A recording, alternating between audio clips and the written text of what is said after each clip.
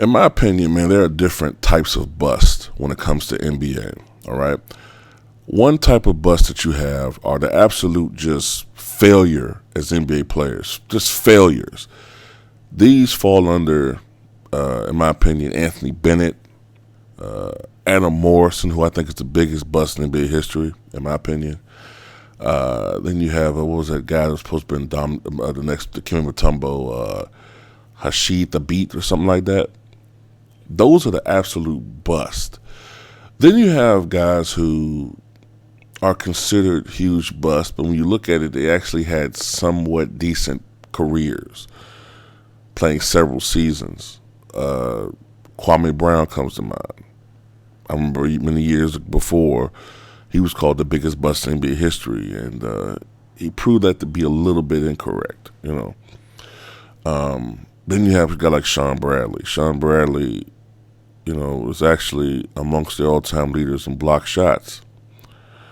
But Sean Bradley was supposed to have been a defensive anchor, you know, for the Philadelphia 76ers back in the early 1990s.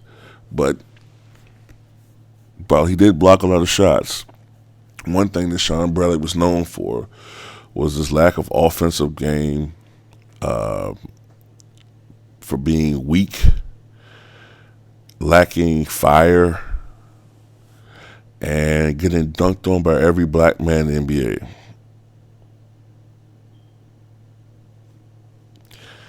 Okay, so then there's another category, and these are players who actually had decent careers, but the circumstances involved, or somewhat decent careers, but the circumstances involved made them,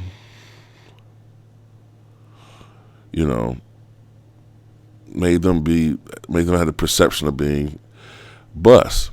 I'll give an example, two examples, then I'll go further into the main topic of this video. The first guy who falls in this category, in my opinion, is Joe Barry Carroll. Now, Joe Barry Carroll was highly touted in the 1980 NBA draft, guys, okay? Highly touted. Many people projected him to be an all-time great center, talent-wise. Now, the Golden State Warriors wanted him. The problem is they already had a center. That was Robert Parrish. So they knew that they couldn't have both. So what did they do? And Robert Parrish at this time was going on 27 years old. You know, they already thought that he had his upside. You know, he probably would start falling off another 4 or 5 years. And, you know, they thought that Joe Barry Carroll would be the type of guy they could build their franchise around. He could be the cornerstone of perhaps another dynasty. Because you have to remember, with the Warriors at this particular time, they were only 5 years removed from the NBA championship. 1975, Golden State Warriors, they swept at the time, the Baltimore Bullets in the NBA Finals. The Baltimore Bullets had won 60 ball games that year. Now, like I said, they wanted Joe Barry Carroll, but they had to make moves to do it. So what did they do? They traded Robert Parrish to the Boston Celtics. And they gave up their 3rd round pick to the Celtics. And if I remember correctly, it was that was for an exchange for the rights to acquire Joe Barry Carroll. And Joe Barry Carroll had a nickname, a rather infamous nickname in the NBA.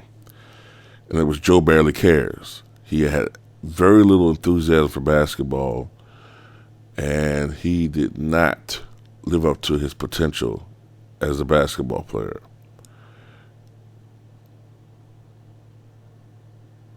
He simply did not. He, didn't make one all-star team. He scored 52 points in the game before. But this is a guy that should have been Yeah, like just an all-time great center. Another example I'm going to give, and I'm going to go a little bit into this video now, is Sam Bowie. Now, Sam Bowie didn't have as much upside as Carroll, but many people thought that he was going to be the cornerstone, not cornerstone, but the final piece that the Portland Trailblazers needed to have a dynasty team. They just lacked a center. And Sam Bowie, even though he had some injuries in college, most people thought that he was over those injuries and that he would be a very good center. Now, when Sam Bowie actually could stay healthy, he wasn't a bad center for the then New Jersey Nets. Afterwards, he played for them for about 3 or 4 years. He wasn't bad. I think he had some years where he averaged like 13 points and 10 or maybe even 11 rebounds. So like I said, he actually wasn't bad when he could stay healthy, which wasn't often.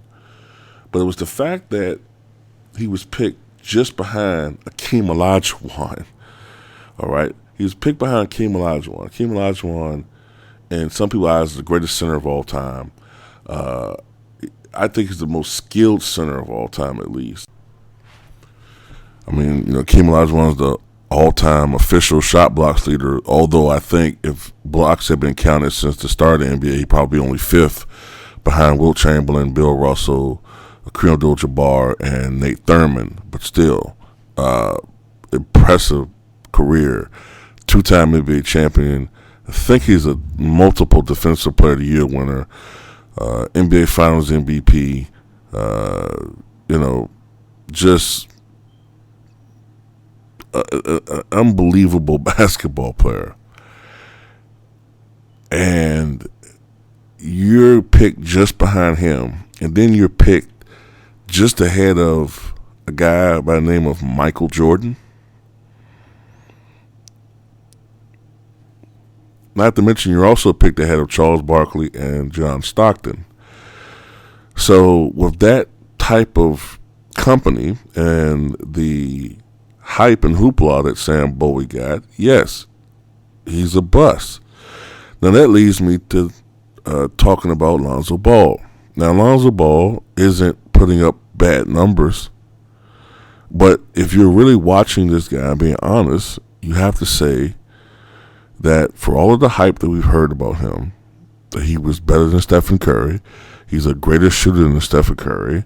After tonight's loss to the Utah Jazz, he's only shooting 28% from three-point range and only 31% from the field and 55.6% from the free throw line. He had 5 turnovers tonight. Okay, Lonzo Ball, everything that people were criticizing him for is starting to come about. He's not especially fast.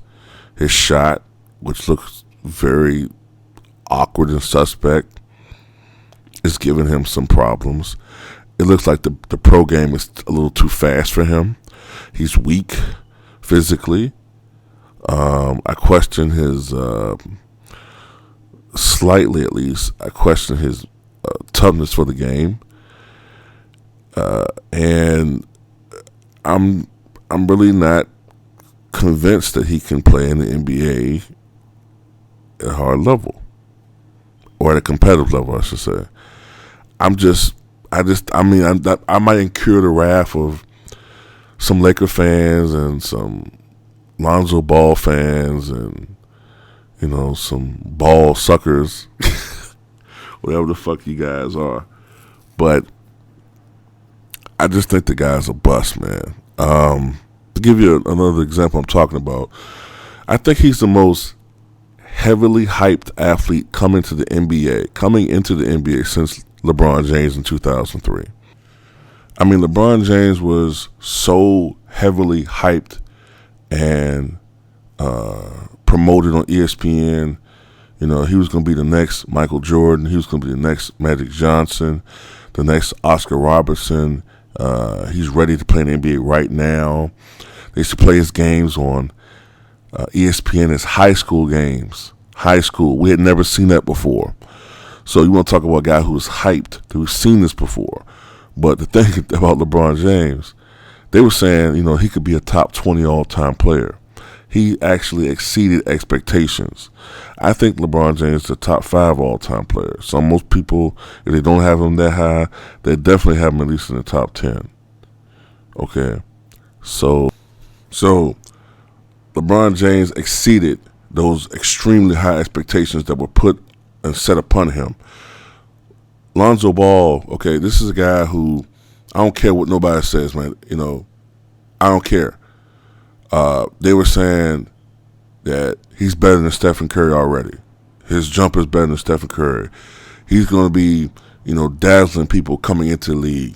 He's better than LeBron James. He's going to be better than Michael Jordan. I'm sorry, but when you say shit like that, my expectations of you are you're going to dominate like Michael did. You're going to average 28 points a game coming to the NBA. You're going to be dominating like Magic Johnson did when he came to the NBA, like Larry Bird did, okay? Like Oscar Robertson did. I'm sorry. You're going to have to fucking show me something other than getting your ass fucking knocked down and looking weak and shit. And looking semi-slow and like you fucking don't know what the fuck you doing and shit. Nah. And then I'm seeing all these apologists and, well, the game will come to him and he has this many rebounds. I don't give a fuck about them bullshit ass stats. He looks weak.